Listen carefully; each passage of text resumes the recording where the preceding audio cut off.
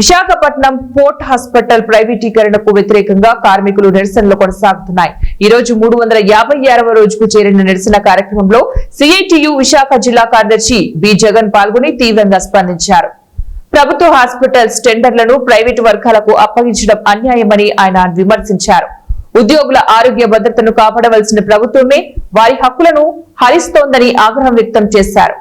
40,000 కుటుంబాలు ఆరోగ్య సేవలకు దూరమవుతాయని హెచ్చరిస్తూ 1 సంవత్సరానికి సిఎస్ఆర్ నిధులను కేటాయించి హాస్పిటల్ అభివృద్ధి చేయవచ్చని సూచించారు.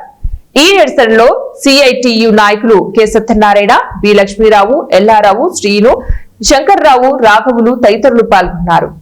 United port and dock employees union, VDLB and dock workers union secretary.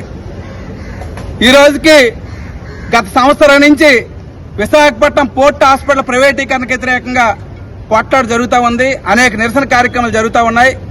Chairman గారు స్పష్టమైన హామీ ఇచ్చారు, పోర్ట్ హాస్పిటల్ ప్రైవేటీకరణ చేయమని చెప్పేసి. అయినా పైనుంచి కేంద్ర ప్రభుత్వం, మోడీ ప్రభుత్వం తప్పనిసరిగా ఈరోజు హాస్పిటల్ ప్రైవేట్ వాళ్ళకి ఇవ్వాలని చెప్పేసి 10 సార్లు ప్రయత్నం చేస్తూ ఉంది. దానికి పెట్టే పెట్టుబడి ఓన్లీ 200 కోట్ల రూపాయలు. అంటే 1 సంవత్సరం పాటు ఈరోజు సోషల్ రెస్పాన్సిబిలిటీ కింద ఇచ్చిన సిఎస్ఆర్ నిధులు చూసుకునేటప్పుడు ఈరోజు విశాఖపట్నం పోర్టు అంతకంటే ఎక్కువేస్తా ఉంది. కనీసం సిఎస్ఆర్ నిధుల నుంచి కూడా అభివృద్ధి చేయొచ్చు అని చెప్పేసి ఈరోజు సిఐటియుని కోరుతా ఉంది. ఇంత ముందు చాలా కాంక్రీట్ గా ఈరోజు మెమోరాండం ఇవ్వడం జరిగింది, సూచనలు చేయడం జరిగింది. దానిలో భాగంగానే ఈరోజు కొన్ని మెటీరియల్ అవి కొనడం జరిగింది. అయినా సరే ఈరోజు మళ్ళీ టెండర్స్ పిలిచే పని చేస్తా ఉన్నారు.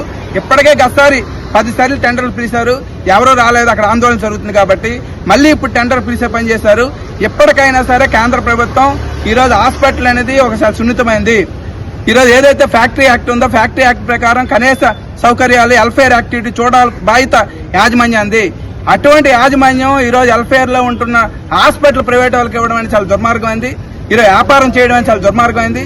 ఎప్పటికైనా సరే లాభాలు 1000 కోట్ల రూపాయలు వస్తా ఉన్నాయి. లాస్ట్ ఇయర్ ఈ రోజు మనం చూసుకునేటప్పుడు 780 కోట్ల రూపాయలు లాభం వచ్చింది. అంతకుముందు 480 కోట్ల లాభం వచ్చింది. మరి ఆ లాభాలు తెస్తున్న ఈరోజు కార్మికులకి, ఈరోజు కాంట్రాక్ట్ కార్మికులు కావచ్చు, క్యాజువల్ కావచ్చు, పర్మనెంట్ కావచ్చు, ఈ కార్మికులకి ఈరోజు కనీసం హాస్పిటల్ సౌకర్యం కల్పించకుండా ఈరోజు వ్యాపారం చేయాలని చూడడం చాలా దుర్మార్గమైంది. ఎప్పటికైనా టెండర్ రద్దు చేయాలి, హాస్పిటల్ ప్రైవేట్